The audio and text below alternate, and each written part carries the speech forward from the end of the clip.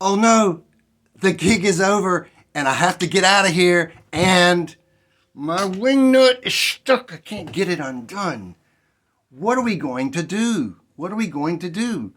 Is there a creative solution? Well, you can pay money.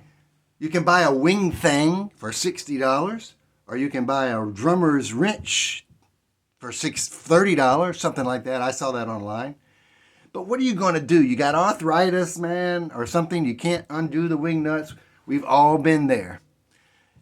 This is a cymbal stand. These are cymbal stands, right? And at the end of the night, you have to fold them all up into a very small thing, and they're connected with their wing nuts. How do you get the nut unstuck? It's simple. Here's an old trick someone taught me a long time ago, and I just want to pass it on to another generation. In case you don't know this, you don't need to spend money to get your nut unstuck. Here it is. You're going to have 2 drumsticks if you're doing a gig, that's for sure. Put one on the bottom, one on the top, and you hold it like that. And then, voila, there it is. And guess what?